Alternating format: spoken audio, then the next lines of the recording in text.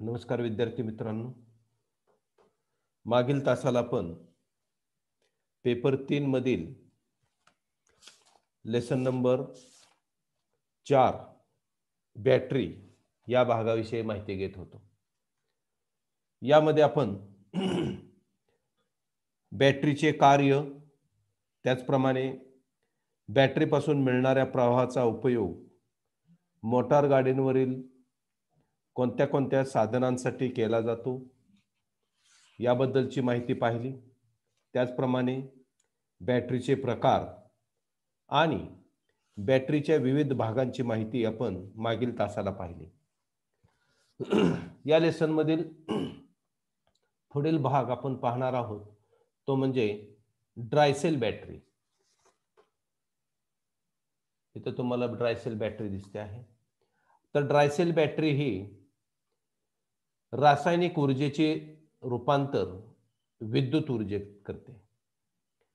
या प्रकारच्या बॅटऱ्या ह्या खेळणी, फ्लॅशलाइट, रेडिओ, कॅमेरा इत्यादी उपकरणांमध्ये वापरतात. या बॅटरीचा आउटर केस हा झिंक म्हणजे निगेटिव्ह इलेक्ट्रोड पासून बनवलेला असतो. तर सेलच्या मध्यभागी कार्बन रॉड म्हणजे पॉझिटिव्ह इलेक्ट्रोड हा दोन्हीमध्ये इलेक्ट्रोलाइट पेस्ट भरलेली असते. ड्रायसेल बॅटरीमध्ये ground carbon, manganese dioxide, sale अमोनिका आणि झिंक क्लोराईड हे इलेक्ट्रोलाइट पेस्ट म्हणून कार्य करतात व त्यापासून इलेक्ट्रॉन प्रवाहित होऊन विद्युत ऊर्जा त्या ठिकाणी तयार होत असते. त्याच्यानंतर पुढचा जो आहे भाग म्हणजे मेंटेनन्स फ्री बॅटरी.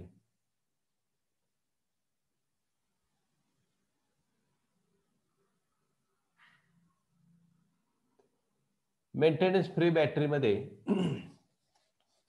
हा एक लीड ऍसिड बॅटरीचाच प्रकार आहे आणि या बॅटरीला जास्त देखभालीची गरज नसते. फक्त स्वच्छ करणे व तपासणी करणे एवढीच आवश्यकता असते. ही बॅटरी कोणत्याही कोणात बसवता येते. या बॅटरीला value regulated lead acid battery म्हणजे VRLA असेही म्हणतात. आणि या बॅटरीचे दोन मुख्य प्रकार आहेत, एक जेल सेल बॅटरी आणि MGM बॅटरी. आता जेल सेल बॅटरी म्हणजे काय, तर या बॅटरीमधील इलेक्ट्रोलाइट द्रावणामध्ये सिलिका डस्ट मिसळलेली असते आणि त्यामुळे जाड पुट्टीसारखे जेल तयार होते. त्यामुळे याला बरेचदा सिलिकॉन बॅटरी असेही म्हणतात. आणि दुसरे जे आहे MGM बॅटरी, या बॅटरीमध्ये दोन प्लेटच्या मध्ये फायबर ग्लास मॅट बसवलेले असते आणि त्यामुळे त्याला ऍब्सॉर्ब ग्लास मॅट बॅटरी असेही म्हणतात. आता ह्या मेंटेनन्स फ्री बॅटरीचे तत्व कसे आहे पहा. लीड ऍसिड बॅटरीमध्ये सल्फ्युरिक ऍसिड व पाणी यांचे द्रावण म्हणजे इलेक्ट्रोलाइट असते व हे द्रावण द्रव स्थितीत असते. परंतु VRLA सेल बॅटरीमध्ये लीड ऍसिड बॅटरी प्रमाणेच रासायनिक क्रिया घडते, परंतु यामध्ये द्रवाऐवजी इलेक्ट्रोलाइट हे जेलच्या स्वरूपात असते. लीड ऍसिड बॅटरी डिस्चार्ज होताना रासायनिक प्रक्रिया घडून लीड सल्फेट व पाणी तयार होते व बॅटरी चार्जिंगच्या वेळी पुन्हा लीड व ऍसिड तयार होते. सल्फ्युरिक ऍसिडचे रिडायल्यूशन म्हणजे सौम्य करण्याची क्रिया होताना मोठ्या प्रमाणामध्ये उष्णता तयार होते. ती जर त्वरित बाहेर निघून गेली नाही तर सहज सल्फ्युरिक ऍसिड मधील मूळ घटक सल्फर, हायड्रोजन, ऑक्सिजन विघटित होतात आणि त्यातील सल्फर बॅटरीच्या तळाला जातो व ऑक्सिजन आणि हायड्रोजन वायूच्या स्वरूपात निघून जातो आणि त्यामुळे बॅटरी सेलमध्ये वेळोवेळी पाणी भरणे गरजेचे असते. VRLA बॅटरीमध्ये या उलट सुरक्षित दाबापर्यंत हायड्रोजन व ऑक्सिजन गॅस बॅटरीमध्ये दाबून भरले जातात आणि सर्वसाधारण परिस्थितीमध्ये ते हायड्रोजन व ऑक्सिजन हे वायू पुन्हा पाण्यामध्ये रूपांतरित होतात आणि त्यामुळे बॅटरीत पाणी भरण्याची आवश्यकता नसते. जेव्हा गॅसचा दाब सुरक्षित मर्यादेपेक्षा जास्त होतो, तेव्हा सेफ्टी व्हॉल्व्ह उघडून जास्तीचा दाब बाहेर सोडला जातो व बॅटरीतील दाब मर्यादित ठेवला जातो. तर अशा प्रकारे व्हीआरएलए मध्ये व्हॉल्व्ह रेग्युलेशनचे कार्य होते. आता मेंटेनन्स फ्री बॅटरीचे फायदे. यामध्ये पाणी भरण्याची आवश्यकता नसते. या बॅटरीमध्ये दुरुस्तीची आवश्यकता नसते. इलेक्ट्रोलाइट मुळे होणारे वाहनाचे नुकसान होत नाही. गाडी चालू होताना स्टार्टरला जास्त करंट दिला जातो. चार्जिंग करताना सावकाश चार्जिंग होत असल्याने ओव्हर चार्जिंग होत नाही आणि ही कोणत्याही वाहनावर कोणत्याही स्थितीत गाडीवर बसवता येते. तर अशा प्रकारे या मेंटेनन्स फ्री बॅटरीचे फायदे आहेत. आता आपण या लीड ऍसिड बॅटरीमधील रासायनिक प्रक्रिया याच्याविषयी माहिती पाहणार आहे. ही रासायनिक प्रक्रियेचा चार्ट तुमच्या स्क्रीनवरती दिसतो आहे. ही पॉझिटिव्ह प्लेट ही PbO2 ची असते आणि निगेटिव्ह प्लेट ही Pb ची असते. ही निगेटिव्ह प्लेट आहे Pb ची, ही पॉझिटिव्ह प्लेट आहे. त्याचप्रमाणे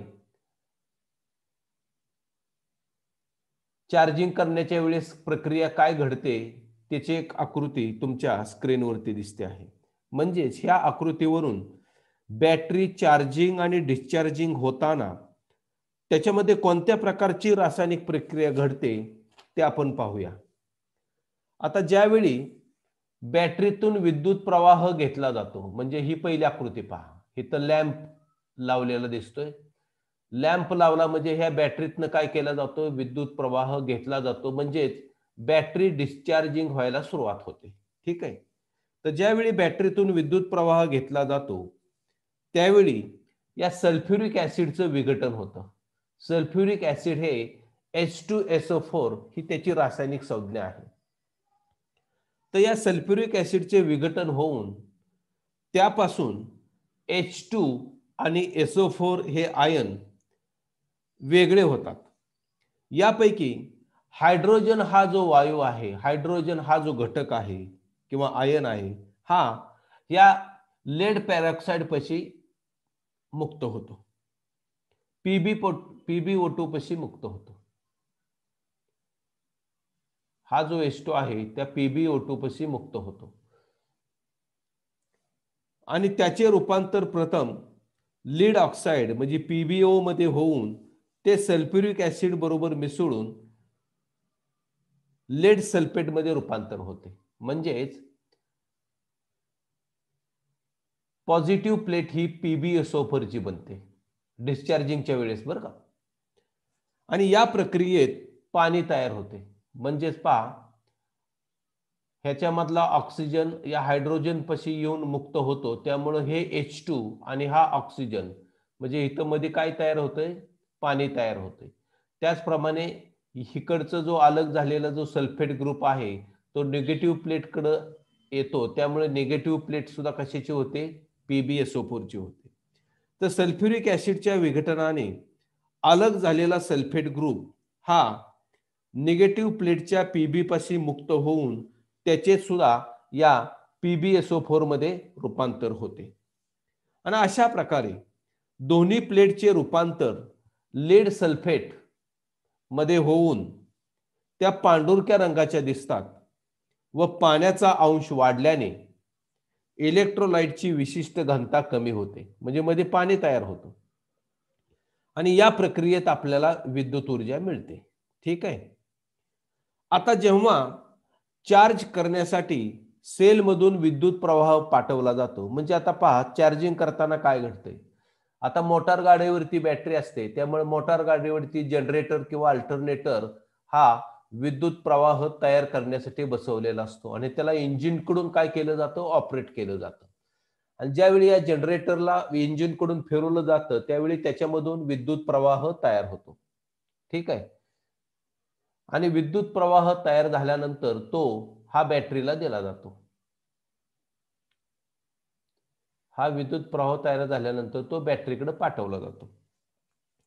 आता त्यामुळं बॅटरी मूळ स्थितीत येते. म्हणजेच ज्यावेळी तुम्ही विद्युत प्रवाह पाठवता त्यावेळी या पॉझिटिव्ह प्लेटवरील लीड सल्फेटचे रूपांतर लीड पेरॉक्साइड मध्ये होते आणि निगेटिव्ह प्लेट वरील लीड सल्फेटचे रूपांतर स्पॉन्जी लेड मध्ये होते व पाण्याचा अंश कमी झाल्याने इलेक्ट्रोलाइटची विशिष्ट घनता वाढते.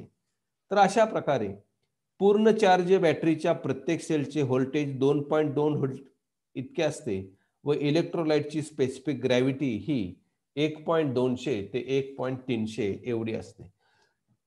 तर अशा प्रकारे ज्यावेळी चार्जिंग होतं त्यावेळी हा सल्फेट ग्रुप पुन्हा या बाजूला हायड्रोजनकडे अट्रॅक्ट होतो आणि त्यामुळं ही आणि हा ऑक्सिजन हा पुन्हा पॉझिटिव्ह प्लेटकडे येतो. त्यामुळं पॉझिटिव्ह प्लेट ही PbO2 ची बनते आणि हा सल्फेट ग्रुप पुन्हा ह्या बाजूला अट्रॅक्ट झाल्यामुळं निगेटिव्ह प्लेट पूर्वीप्रमाणे Pb ची होते आणि हा हायड्रोजन पासून ऑक्सिजन अलग झालेला असतो आणि त्यामुळे मध्ये पुन्हा पाण्याचा अंश कमी होऊन काय तयार होतं, सल्फ्युरिक ऍसिड तयार होतं.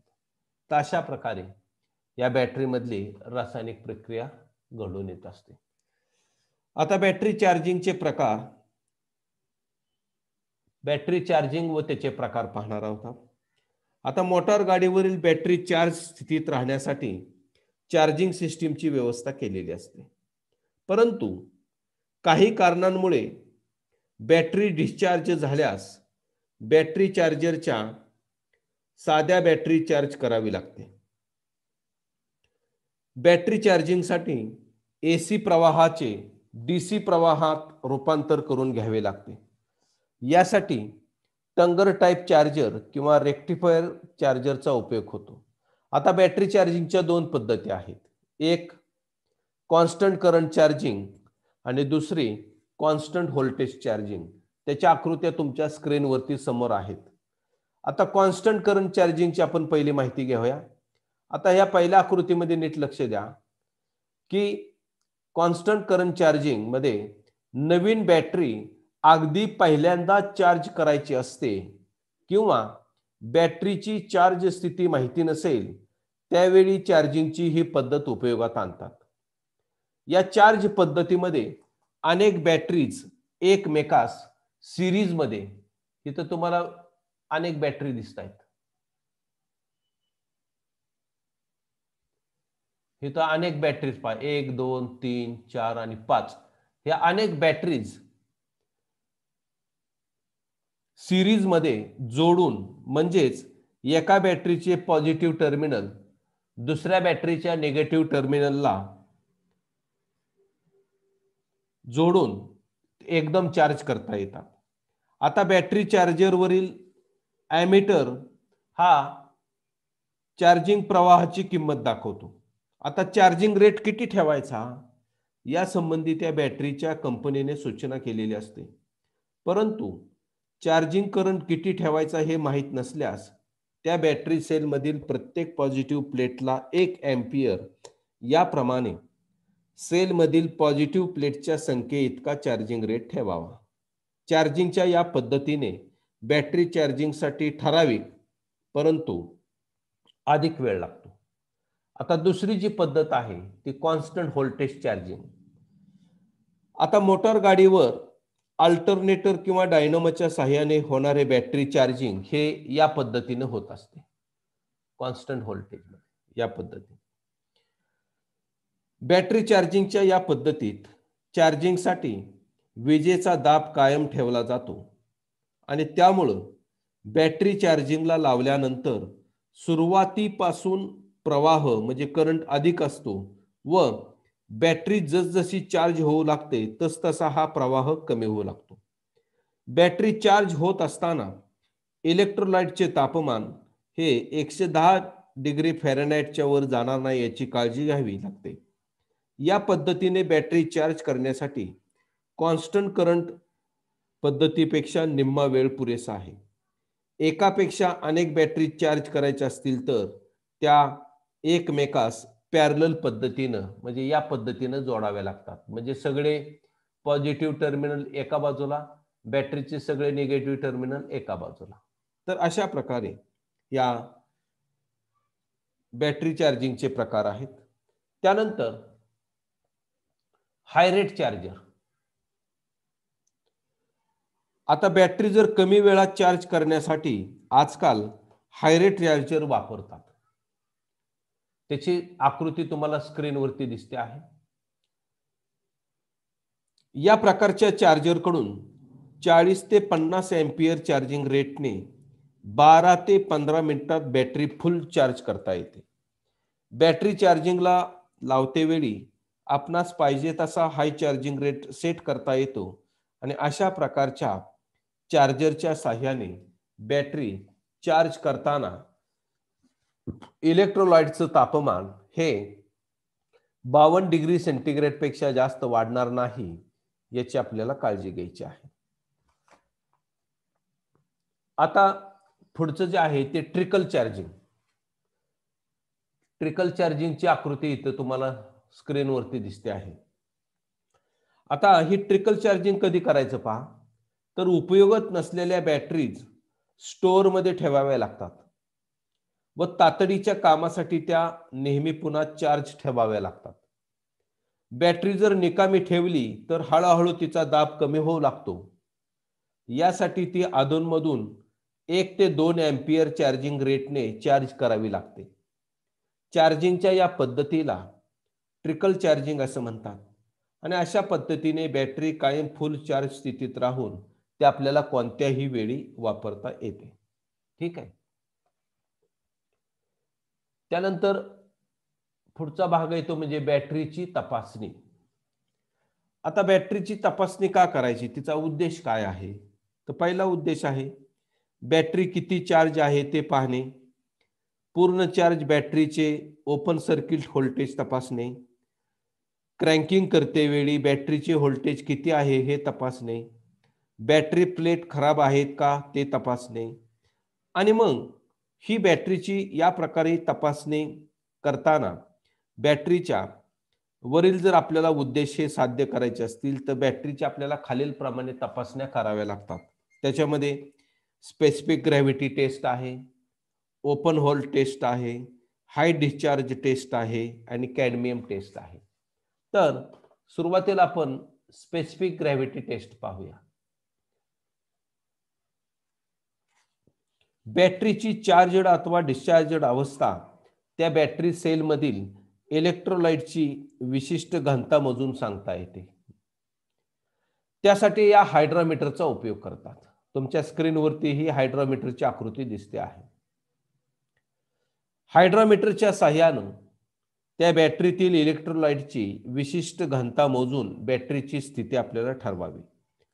हायड्रोमीटरद्वारे इलेक्ट्रोलाइटची विशिष्ट घनता मोजताना प्रथम फिल्टर प्लगच्या आजूबाजूची धूळ घाण इत्यादी कापडाच्या साहाय्याने स्वच्छ करतात आणि नंतर प्रत्येक सेलवरील फिलर प्लग काढतात आणि या हायड्रोमीटरमध्ये सेलमधील इलेक्ट्रोलाइट ओढून घेतलं जातं. म्हणजे हा रबरी बॉल असतो तो दाबून हे जे टोक आहे हे बॅटरी इलेक्ट्रोलाइटमध्ये घालायचं आणि पुन्हा हा दाबलेला बॉल सोडून द्यायचा.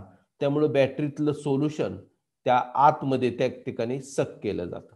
बरोबर. तर हायड्रोमीटरचा रबरी फुगा हाताने दाबून त्यामधील हवा काढून टाकावी व हायड्रोमीटरच्या खालील बाजूस असणारी रबरी नळी इलेक्ट्रोलाइटमध्ये बुडवून ही नळी इलेक्ट्रोलाइटमध्ये बुडवून रबरी फुग्यावरील दाब हळूहळू कमी करावा व त्यामुळे फुग्यामध्ये सक्शन निर्माण होऊन सेलमधील इलेक्ट्रोलाइट या हायड्रोमीटरमध्ये ओढले जाते व हायड्रोमीटर फ्लोट त्या इलेक्ट्रोलाइटच्या कमी जास्त घनतेनुसार इलेक्ट्रोलाइटवर तरंगू लागतो. मग हायड्रोमीटर रीडिंग घेण्यासाठी हायड्रोमीटरची रबरी नळी सेलच्या बाहेर काढून हायड्रोमीटर डोक्याच्या पातळीत धरतात व इलेक्ट्रोलाइट मधील फ्लोट स्थिर झाल्यावर त्या इलेक्ट्रोलाइटची पातळी फ्लोटवरील कोणती रीडिंग दर्शवते ते पाहावे आणि ती रीडिंग म्हणजे त्या इलेक्ट्रोलाइटची विशिष्ट घनता होय. आता विशिष्ट घनता आणि बॅटरीचे चार्जिंग यांचा संबंध दाखवणारा हा तक्ता खालीलप्रमाणे आहे. म्हणजे हे जे रीडिंग आहेत, हे रीडिंग या हायड्रोमीटरच्या या फ्लोटवरती हा दिसतोय तुम्हाला, ह्याचा मोठा सेक्शन इथं दाखवलेला आहे आणि त्याच्यावरती हे रीडिंग असे दिलेले आहेत. पहा 1.100, त्यानंतर इथं 1.200 आलं, इथं 1.300 आलं आणि प्रत्येक खूण 10-10 ची असते आणि आणि त्याच्यावरती हे रीडिंग दिलेलं असतं पहा. 1.260 ते 1.220 या दरम्यान जर रीडिंग आलं तर ती बॅटरी काय म्हणायचं, पूर्ण चार्जड आहे. जर ते रीडिंग 1.230 ते 1.260 च्या दरम्यान असेल तर ती बॅटरी पाऊण चार्ज आहे म्हणायचं. 1.200 ते 1.230 च्या दरम्यान जर रीडिंग आलं तर ती बॅटरी हाफ चार्ज. 1.170 ते 1.200 च्या दरम्यान रीडिंग आलं तर ती बॅटरी 1/4 चार्जड आहे आणि 1.140 ते 1.170 च्या जर दरम्यान आलं तर ती बॅटरी इन डाऊन आहे आणि 1.110 ते 1.140 च्या जर रीडिंग दरम्यान आलं तर ती बॅटरी काय म्हणतात, पूर्ण डिस्चार्ज झालेली आहे. तर अशा प्रकारे आपल्याला या हायड्रोमीटरच्या साहाय्याने बॅटरीतील इलेक्ट्रोलाइटची स्पेसिफिक ग्रॅव्हिटी तपासून त्या बॅटरीच्या कंडिशनविषयी आपल्याला माहिती मिळते. त्यानंतर बॅटरीची दुसरी टेस्ट आहे ती म्हणजे ओपन होल टेस्ट. त्याची आकृती स्क्रीनवरती आहे. बॅटरीचे ओपन सर्किट व्होल्टेज 2 ते 2.15 व्होल्ट इतके असते आणि ते व्होल्टमीटरनं साहाय्याने मोजता येते. 2 सेलमधील व्होल्टेज फरक हा 0.1 पेक्षा जास्त असू नये, असेल तर ती बॅटरी पुन्हा चार्ज करावी. ठीक आहे. त्यानंतर तिसरी जी टेस्ट आहे ती म्हणजे हाय डिस्चार्ज टेस्ट. इंजिन क्रँकिंग करते वेळी म्हणजे चालू करते वेळी बॅटरी सेलचे व्होल्टेज तपासण्यासाठी ही टेस्ट घेतात. हाय रेट बॅटरी सेल टेस्टरने बॅटरीचे सेल व्होल्टेज मोजले जाते. हाय रेट बॅटरी सेल टेस्टरमध्ये 2 टर्मिनल असून इथे हा एक टर्मिनल, दुसरा एक टर्मिनल, हे दोन्ही टर्मिनल व्होल्टमीटरशी जोडलेले असतात. हा व्होल्टमीटर इथे दिसतोय तुम्हाला आणि दोन्ही टर्मिनलच्या मध्ये एक उच्च व्याप्तीचा रोध म्हणजे इथं हेवी रेजिस्टन्स त्या ठिकाणी दिलेला असतो. व्होल्टमीटरच्या डायलवर मध्यभागी 0 असतो इथं डायलवर आणि दोन्ही बाजूला 2 व्होल्ट पर्यंत खुणा असतात. यामध्ये 1.7 व्होल्ट पर्यंत खुणा ह्या लाल रंगाने केलेल्या असून त्यावर रिचार्ज असे लिहिलेलं असतं. म्हणजे 0 ते 1.7 व्होल्ट पर्यंत लाल रंग दिलेला असतो दोन्ही बाजूला आणि त्याच्यावरती लाल रंग असून त्याच्यावर रिचार्ज लिहिलेलं असतं आणि 1.7 व्होल्ट ते 2 व्होल्ट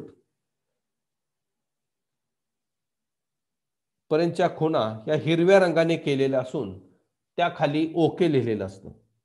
आता व्होल्ट मीटरमध्ये एक पॉइंटर असून तो सामान्य स्थितीत 0 वर स्थिर असतो. म्हणजे हा एक पॉइंटर असतो आणि सामान्य स्थितीमध्ये सेंटरला तो स्थिर असतो. आता बॅटरीवर हाय रेट डिस्चार्ज घेताना टेस्टरचे 2 टर्मिनल म्हणजे पॉझिटिव्ह आणि निगेटिव्ह टर्मिनलवर दाबून धरतात व व्होल्टमीटर रीडिंग घेतात. आता व्होल्टमीटरवरील रीडिंग 1.7 व्होल्ट किंवा त्यापेक्षा जास्त दाखवत असल्यास बॅटरी चार्ज आहे असे समजतात आणि व्होल्टमीटर रीडिंग जर 1.7 पेक्षा कमी असेल तर बॅटरी डिस्चार्ज आहे असं समजतात व चार्जिंगला लावतात. बॅटरीच्या कोणत्याही 2 सेलमधील व्होल्टेजचा फरक हा 0.2 व्होल्ट पेक्षा जास्त असल्यास बॅटरी खराब आहे असे समजतात. बॅटरीवर हाय रेट डिस्चार्ज टेस्ट घेताना ती जास्तीत जास्त 15 सेकंदापर्यंत घ्यावी, अन्यथा सेल टेस्टर मधील रोध लाल होऊन जळण्याची तसेच बॅटरी खराब होण्याची शक्यता असते. हाय डिस्चार्ज टेस्ट ही फार प्रखर टेस्ट असल्याने ती फक्त हाफ चार्ज किंवा फुल चार्ज बॅटरीवरती घेतात.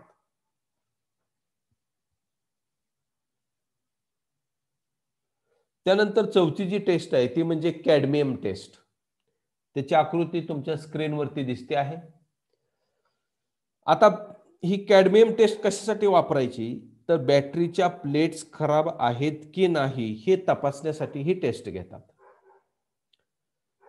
ही टेस्ट कॅडमियम रॉडच्या साहाय्याने घेतात. हा रॉड हा सच्छिद्र एबोनाइटच्या नळीमध्ये ठेवलेला असतो. हा कॅडमियम रॉड आहे आणि सच्छिद्र एबोनाइटच्या नळीमध्ये तो ठेवलेला आहे. हा रॉड इलेक्ट्रोलाइटमध्ये बुडवून तो व्होल्टमीटरच्या निगेटिव्ह टर्मिनलला जोडतात आणि व्होल्टमीटरचे हे जे पॉझिटिव्ह टर्मिनल आहे हे आळीपाळीने बॅटरी सेलच्या पॉझिटिव्ह आणि निगेटिव्ह टर्मिनलला जोडावे. आता व्होल्टमीटरचे पॉझिटिव्ह टर्मिनल बॅटरीच्या जर पॉझिटिव्ह टर्मिनलला जोडलं, म्हणजे हे पॉझिटिव्ह टर्मिनल बॅटरीच्या पॉझिटिव्ह टर्मिनलला जोडलं असता व्होल्टेज रिडिंग जर इथं आपल्याला या व्होल्टमीटरमध्ये 2.5 व्होल्टपेक्षा किंवा 2.5 व्होल्टपेक्षा कमी असू नये, असेल तर पॉझिटिव्ह प्लेट ही खराब झाली आहे असे समजतात. नंतर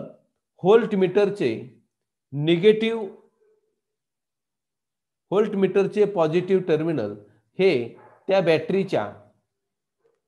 बॅटरीच्या निगेटिव्ह टर्मिनलला जोडावे व व्होल्टमीटरवरील व्होल्टेज पाहावे. इथं व्होल्टेज पाहायचं आणि हे व्होल्टेज जर 0.2 व्होल्टपेक्षा ते जास्त असू नये,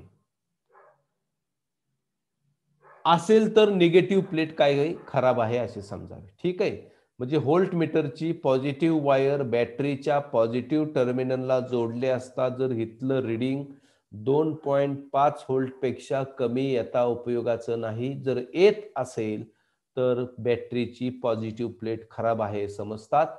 त्याचप्रमाणे या व्होल्टमीटरचं पॉझिटिव्ह टर्मिनल जर बॅटरीच्या निगेटिव्ह टर्मिनलला जोडलं तर त्याच्यानंतर इथलं व्होल्टमीटर रिडिंग हे 0.2 व्होल्टपेक्षा जास्त असू नये.